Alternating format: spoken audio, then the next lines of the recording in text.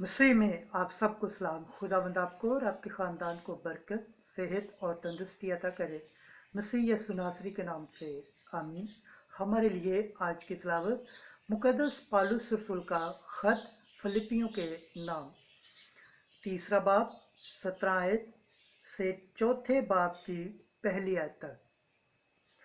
हम निजात दहिंदा की राह देख रहे हैं, जो हमारे पस्त हाल बदनों को अपने जलाली बदन की सूरत में बदल देगा। खुदा बाप, बेटे और रूह कुद्दुस के नाम से आमीन। ऐ भाइयों, तुम मेरे साथ मुत्तहिद हो और उन लोगों पर गौर करो जो उस नमूने पर चलते हैं जो हम में देखते हैं, क्योंकि बथेरे ऐसे हैं जिनका जिक्र मैंने तुमसे बार बार किया है और अब भी रो रो कर कहता हूँ कि वो अपने चाल चलन से मसीह की सलीब के दुश्मन हैं। उनका अंजाम हलाकत है, उनका खुदा पेट है, उनका फख्र उनकी शर्मनाक बातों पर है। वो दुनियावी चीज़ों की फिक्र में हैं, लेकिन हमारा वतन आसमान पर है और हम वहीं से निजात दहिंदा यीशु मसीह की राह तकते हैं, जिस कुदरत से जिस सब चीज़ों को अपने ताबे कर सकता है। उसकी तस्वीर के मुताबिक वो हमारे पस्त हाल बदन की शक्ल बदलकर अपनी जलाली बदन की सूरत पर बनाएगा। इस वास्ते ऐ मेरे प्यारे भाइयों, जिनका मैं मुश्ताक हूँ, जो मेरी खुशी और ताज हो, ऐ प्यारो, खुदावंद में इसी तरह कायम रहो। पाक कलाम के पढ़े और सुने जाने पर खुदावंद की बरकत हो, खुदावंद का शुक्र हो। आमीन। आज का ज़बूर पढ़ा जाएगा, ज़बूर 121 पहली आयत से 5वीं आयत। जमाती जवाब। मैं खुश हुआ जब उन्होंने कहा कि आओ हम खुदावंद के घर चले।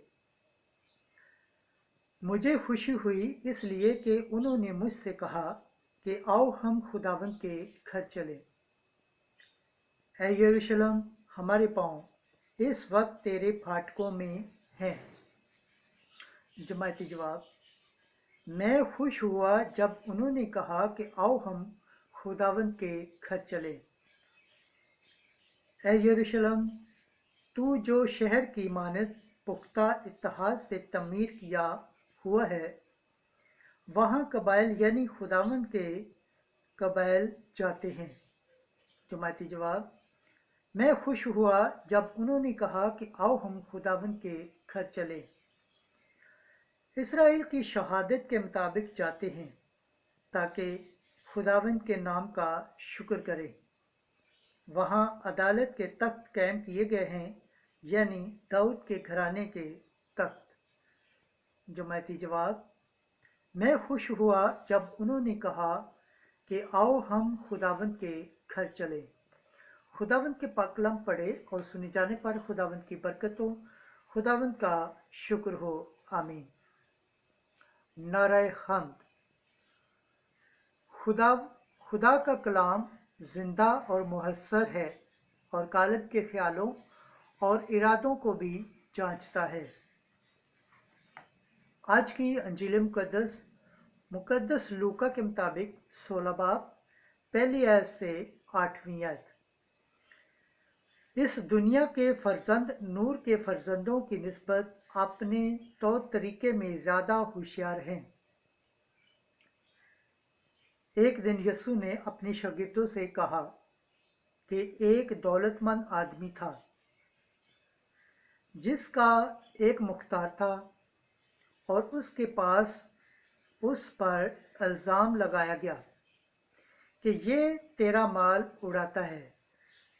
तब उसने اس کو بلا کر کہا کہ یہ کیا ہے جو میں تیرے حق میں سنتا ہوں؟